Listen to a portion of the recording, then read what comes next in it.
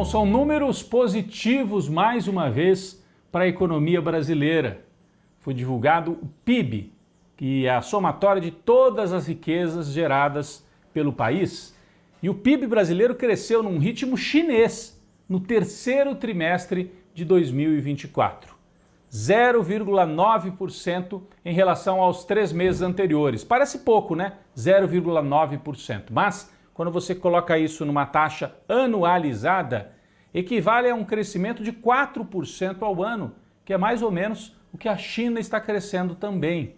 O Brasil está entre os países que mais crescem no grupo do G20, as principais economias do mundo. Quem é que está puxando esse crescimento no terceiro trimestre de 2024? São boas notícias.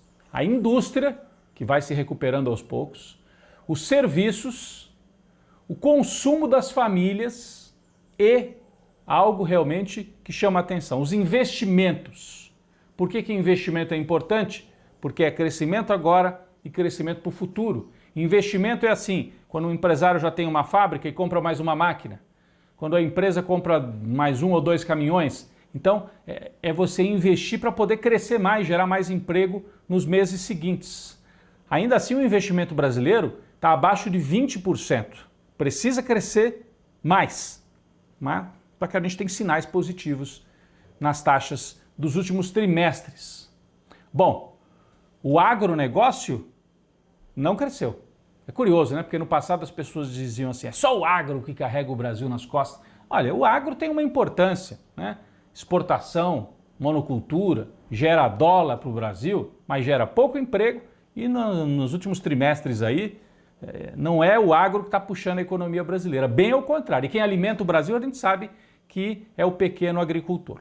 Mas vamos adiante. O bom resultado, esse bom resultado na chamada macroeconomia, nesses números gerais, vem acompanhado de uma sensação ruim lá na ponta. Quem faz supermercado, quem vai na feira, sabe muito bem do que eu estou falando.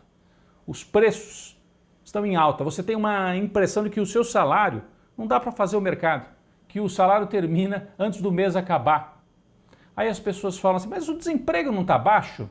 Pois é, a taxa de desemprego caiu muito no governo Lula. Só que a renda não cresceu proporcionalmente. Então você gera empregos com baixa remuneração. Bom, melhor do que estar desempregado, sem dúvida nenhuma. Mas as pessoas ouvem as notícias, o PIB cresceu, o desemprego caiu e falam, minha vida não está melhor, minha vida está apertada. E isso é fato, hein? Os preços subiram muito na época da pandemia, ficaram nesse patamar alto, o emprego se recuperou, mas com a renda mais baixa. Então tem um buraco aqui, difícil, do governo convencer as pessoas de que a sensação, né, de vida, a sensação melhorou. Não melhorou, não. Então, é preciso avançar mais, recuperar os salários. Tudo isso é ainda um desafio para o governo Lula, que vem enfrentando desde o começo do ano esta contradição. Números bons na economia e uma sensação não tão boa lá na ponta de quem faz as compras, né? Bom, o que está acontecendo? O pacote econômico apresentado pelo Fernando Haddad, por pressão do mercado financeiro, gerou muita turbulência. O pessoal do mercado, as finanças da Faria Lima, achou que é pouco. E o Haddad propôs cortes de 70 bilhões na execução do orçamento do governo federal. Com isso, o mercado foi para cima, gerou instabilidade e fez o dólar explodir. O dólar bateu em R$6. É a maior cotação da história. Aí as pessoas dizem assim, mas é o mercado financeiro, é pura especulação. É especulação, mas gera consequências reais na economia. Por quê? O dólar mais alto encarece importação. Com isso, acumula mais inflação. Pode pressionar o preço da gasolina e a médio prazo, se a gasolina sobe, a comida também, porque o transporte, o frete, tudo sobe. Então é perigoso para o governo essa instabilidade no câmbio. Bastante perigoso. E o mercado está pressionando com esta arma. Esta alta do dólar, né, é uma demonstração de que o mercado achou que foi pouco, o corte de 70 bi, e principalmente, não gostou da proposta do Haddad de isentar trabalhadores que ganham até R$5.000 do imposto de renda, que é uma proposta do Lula, lá na campanha, falou, vou isentar quem ganha até R$5.000. Essa proposta tem que passar pelo Congresso Nacional. E para isentar, quer dizer, o governo vai arrecadar menos de quem ganha menos e vai taxar mais quem ganha muito. É óbvio, né? Justiça através da cobrança de impostos, não é nada revolucionário. Isso é feito no mundo inteiro. Mas a elite brasileira achou ruim isentar quem ganha pouco e principalmente achou péssimo cobrar imposto de quem ganha lucros e dividendos no Brasil e não paga imposto. E eles querem que continue assim. Então, a turbulência é provocada por isso tudo. O mercado não gostou dessa parte relacionada à isenção de impostos. Considera populismo, não quer imposto sobre os ricos, e a gente tem que lidar com esta turbulência, principalmente porque o governo Lula não tem maioria no Congresso. E todas as medidas do pacote de Fernando Haddad precisam passar, ou pelo menos a maioria delas, precisa passar pelo Congresso Nacional. O Lira e o Pacheco, presidente da Câmara e do Senado, já avisaram.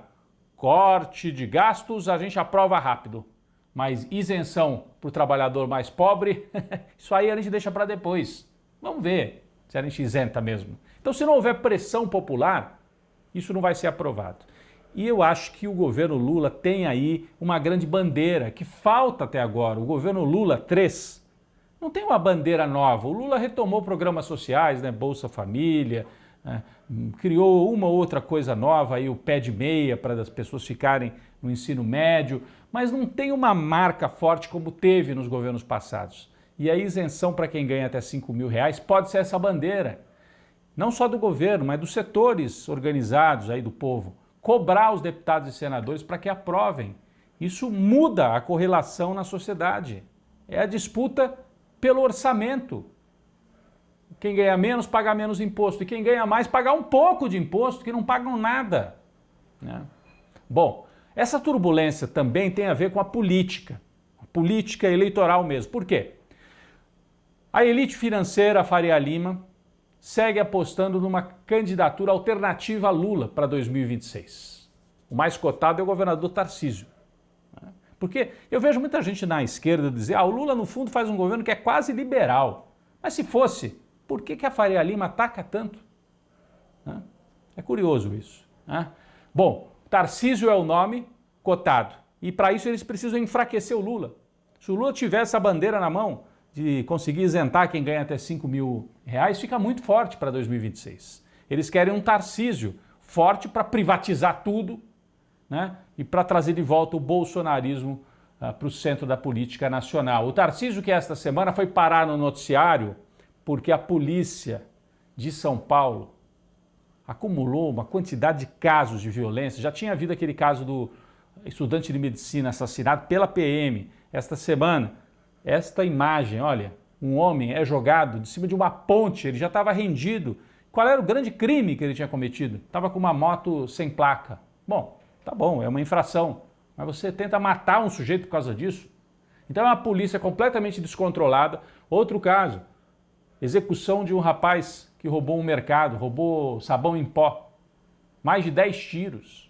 Então é uma polícia fora de controle. O Tarcísio promoveu uma matança no litoral paulista no começo desse ano. A gente pode até recuperar as manchetes que falam disso.